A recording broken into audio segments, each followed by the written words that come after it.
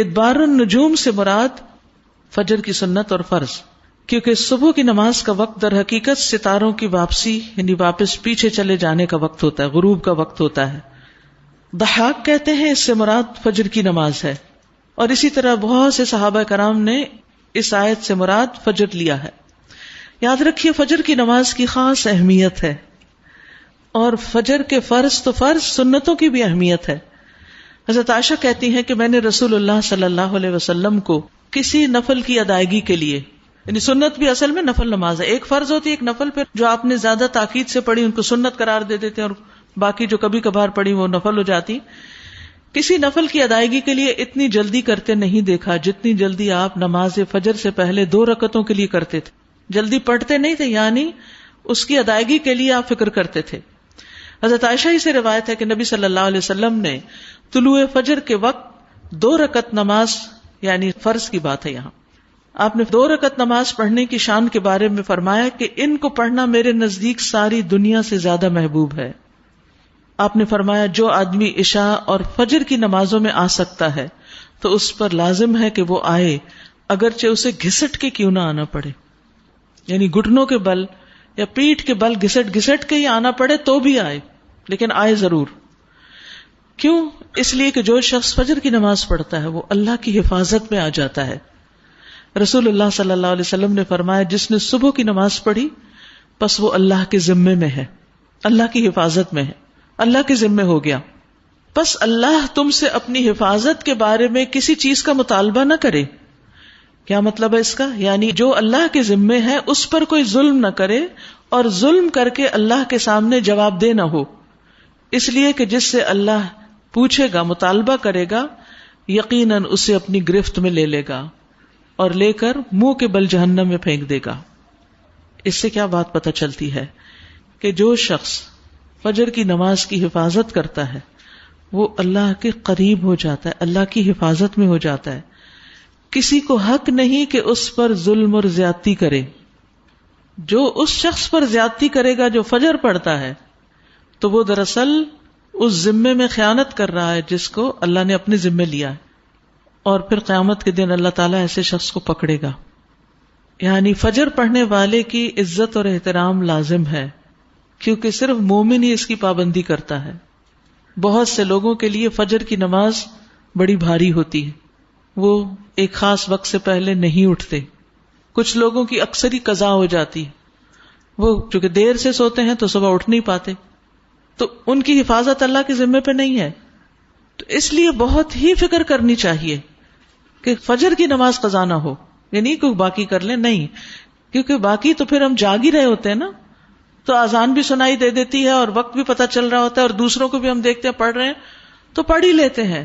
لیکن فجر کی چونکہ ایک ذمہ داری ہوتی ہے اٹھنے کی بھی، اور پھر وقت پر اٹھنے کی، اور پھر مسجد میں جانے کی، تو اس لحاظ سے اس کی حفاظت بہت ضروری ہے. اور فجر پڑھنے والا شام تک اللہ کی حفاظت میں ہوتا ہے. اس میں ایک واقعہ بھی آتا ہے احادیث کی کتابوں میں. عامش کہتے ہیں کہ سالم بن عبداللہ بن عمر، ابن عمر کے کیا لگے؟ بیٹے، اور حضرت عمر کے پوتے، یہ حجاج کے پاس بیٹھے ہوئے تھے. حجاج کے بارے میں سب جانتے ہیں کہ بہت ظلم کرتا تھا. تو حجاج نے ان سے کہا اٹھو اور فلاں آدمی کی گردن مار دو. تو سالم نے تلوار اٹھا لی کیونکہ اس کا حکم تھا مارنے کا، اور اس آدمی کو پکڑا اور محل کے دروازے کی طرف چل پڑا. تو ان کے والد ابن عمر نے ان کو دیکھ لیا جب وہ اس آدمی کو باہر لے کے جا رہے تھے. تو انہوں نے کہا کہ کیا یہ واقعی ایسا کرنے جا رہا ہے؟ انہوں نے 2-3 بار یہ بات دہرائی. پھر باہر لا کر سالم نے اس سے پوچھا کیا تم نے فجر کی نماز پڑھی ہے؟ یعنی جس کو مارنے کا حکم تھا، کہا تم نے فجر کی نماز پڑھی ہے؟ اس نے کہا ہاں. سالم نے کہا پھر تم جس راستے سے جانا چاہتے ہو چلے جاؤ. اور وہ واپس آئے اور تلوار پھینک دی. حجاج نے ان سے پوچھا کیا تم نے اس کی گردن اڑا دی؟ انہوں نے جواب دیا نہیں. حجاج نے پوچھا کیوں؟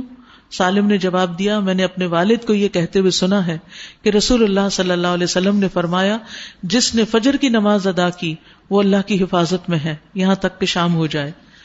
تو ان کے والد نے ان سے کہا کہ سمجھدار رہو، میں نے تمہارا نام اسی لیے سالم رکھا کہ تم سلامت رہو، یعنی اللہ کے ذمے کے اندر خیانت نہ کرو. تو بہرحال اس سے یہ پتہ چلتا ہے کہ انسان سے بڑے بڑے حادثے، بڑی بڑی مصیبتیں ٹل جاتی ہیں جب وہ فجر کی نماز کی حفاظت کرتا ہے. اب تو الحمدللہ ہر شخص کے موبائل پر الارم ہوتا ہے اور موبائل ہر شخص کے سراہنے ہوتا ہے، تو کوئی بھی یہ نہیں کہہ سکتا کہ میں صبح نہیں اٹھ پایا. ایک نہیں 2 3 الارم لگا لیں، 5 منٹ کے وقفے پہ رکھ لیں اس کو، کیونکہ جو شخص یہ 2 نمازیں پڑھے گا، بخاری میں آتا ہے، وہ جنت میں داخل ہوگا. ایک اور روایت میں آتا ہے وہ آدمی ہرگز دوزخ میں نہیں جائے گا جس نے سورج نکلنے سے پہلے اور سورج کے غروب ہونے سے پہلے نماز پڑھی، یعنی فجر اور عصر کی. اور پھر آپ نے فرمایا ان نمازوں میں سستی نہ کرو اگر تم اللہ کا دیدار کرنا چاہتے ہو، اس طرح کہ جیسے تم 14ویں کے چاند کو دیکھتے ہو اور تمہیں کوئی دھکم پیل کا بھی واسطہ نہیں پڑے گا. یعنی جو ان نمازوں کی حفاظت کرتا ہے وہ اللہ کے دیدار کے قابل ہوگا. اور پھر بعض اوقات لوگ رات قیام کرتے رہتے ہیں، آخر حصے میں سو کے فجر قضا کر دیتے ہیں. کیا ہے تہجد کے لیے اٹھے تھے، وہ آنکھ نہیں پھر کھلی فجر کے لیے. تو یہ نہیں ہونا چاہیے. عمر رضی اللہ عنہ کہتے ہیں میں صبح کی نماز با جماعت پڑھوں یہ مجھے اس سے زیادہ محبوب ہے کہ میں ساری رات قیام کروں. ساری رات کے نوافل سے زیادہ محبوب ہے کہ فجر کی نماز جماعت کے ساتھ. ہاں منافق پر فجر کی نماز بھاری ہوتی ہے، تو منافقت سے نکلنے کے لیے، نفاق سے نکلنے کے لیے اس نماز کی پابندی ضروری ہے. ابی بن کعب کہتے ہیں ایک روز رسول اللہ صلی اللہ علیہ وسلم نے ہمیں صبح کی نماز پڑھائی. اس کے بعد فرمایا کیا فلاں حاضر ہے؟ لوگوں نے کہا نہیں. آپ نے پوچھا کیا فلاں آیا ہے؟ لوگوں نے کہا نہیں. آپ نے فرمایا بلا شبہ یہ 2 نمازیں منافقوں پر سب سے بھاری ہیں، سب نمازوں سے زیادہ بھاری، یعنی فجر اور عشاء. اور اگر تمہیں معلوم ہو کہ ان میں کیا کچھ اجر و ثواب ہے تو تم ان میں ضرور آؤ، خواہ گھٹنوں کے بل ہی کیوں نہ آنا پڑے. تو اس لیے خود بھی اور اپنے گھر والوں کو بھی، اپنے بچوں کو بھی اس کا پابند کریں تاکہ وہ اللہ کی حفاظت میں رہیں.